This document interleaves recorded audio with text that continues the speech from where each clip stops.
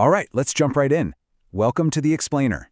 Today, we're unpacking a really profound case study called 12 Birthdays.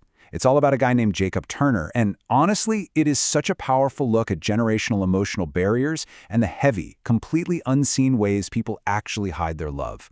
You know, we so often think of communication as just the words we say out loud, right? But as we're going to see in this story, sometimes the absolute loudest messages are the ones left completely unspoken. So let's break down a silence that spanned decades.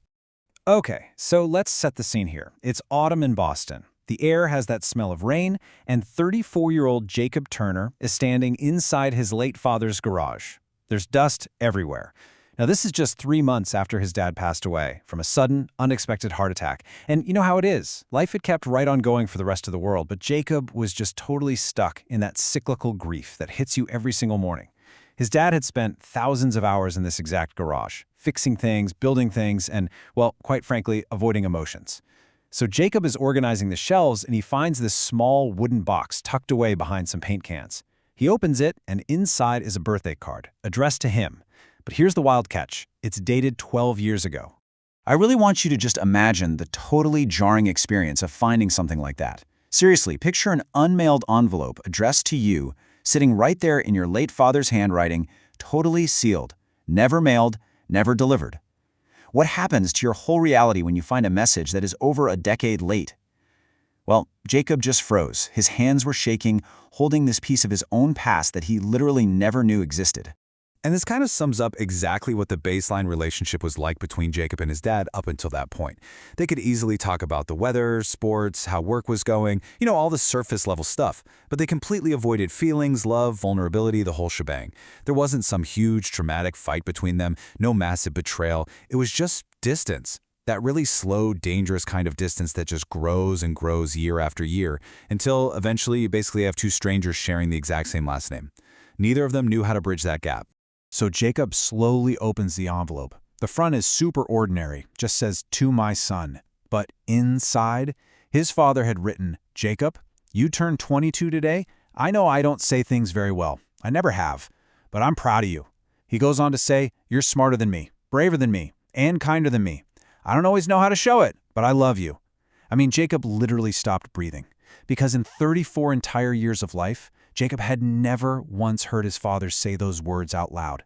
Not once. 34 years of silence, instantly shattered by this one single unsent letter.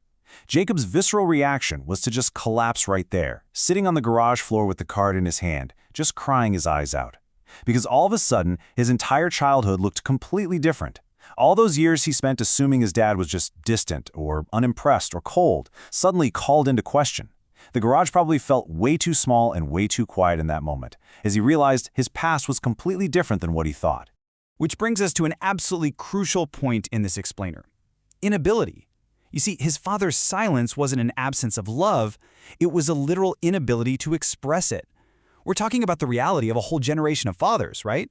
Men who were raised to work incredibly hard to provide for their families, but who were never ever taught how to actually talk about their feelings. Jacob was starting to get it. His dad was trapped behind this massive generational barrier. He wasn't withholding his love out of spite. He literally didn't have the tools to speak it. So, that evening, Jacob goes to see his mom. He asks her about the card, and instantly her eyes fill with tears. And then she drops a bombshell. She knew about it. Actually, his dad didn't just write that one card, he wrote dozens. She tells Jacob that for 12 straight years, his father wrote letters expressing every single thing he couldn't say out loud, and he hid them all. The very next morning, Jacob is back in that garage, practically tearing the place apart. He's searching for hours, until finally he finds a locked drawer. And guys, inside is a treasure trove. 12 birthday cards, 12 Christmas letters, dozens of notes. It was a literal lifetime of unsent love. Every single year, every major milestone, every achievement Jacob ever had, it was all documented, remembered, and deeply loved by a man who just couldn't bring himself to actually hand them over. Now, when we lay out Jacob's life on a timeline, the disconnect is just staggering. Look at this. At age 12, Jacob wins the Little League championship, and his dad says practically nothing at all.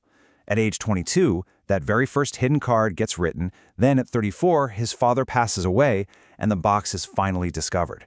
So for over 2 decades, Jacob profoundly misunderstood his father's silence, genuinely believing it was just pure disappointment. And we know for a fact he misunderstood it because of one specific paragraph Jacob found in those letters that just stopped him in his tracks. He's reading a letter, and it references that exact same Little League game from when he was 12. His father wrote, "Remember your Little League championship? That was one of the happiest days of my life." Wow. That right there? That healed a 20-year-old wound in an absolute instant. During the very moments Jacob was convinced his dad was the most disappointed in him, his dad was actually beaming with this immense unspoken pride. And then we get to the final letter. This one was written just 6 months before his dad's unexpected heart attack. You could tell the handwriting looked a bit weaker, older, and it started with this heartbreaking realization. It said, "If you're reading this someday, it probably means I'm gone." Somehow his dad knew his time was fading, and the letter ended with this: "I hope you know something now that I never said enough. I loved being your father." That right there is the kind of silence that changes a person forever. Think about it. When Jacob's first Christmas without his dad finally rolled around, the house definitely felt smaller and much quieter. But a massive shift had happened inside Jacob. Sure, the grief of losing his dad was absolutely still there, but that heavy, bitter regret he'd been lugging around, it had completely softened. He finally got it. His dad wasn't distant because he didn't care. He was distant because he never learned how to show it. Those hidden letters finally said everything that needed to be said. Fast forward a few years, Jacob actually becomes a father himself. And he takes these profound lessons from that dusty garage to build a completely new legacy for his family. He learns to truly understand the silence of the past, to keep the love that was honestly always there, and most importantly, he decides to break the cycle. Jacob makes his conscious choice that, hey, some family traditions need to end, while others absolutely deserve to continue. Which leads us to this incredibly beautiful, cathartic resolution. On his own son's 10th birthday, Jacob sits down with the card, but he doesn't hide it in a garage.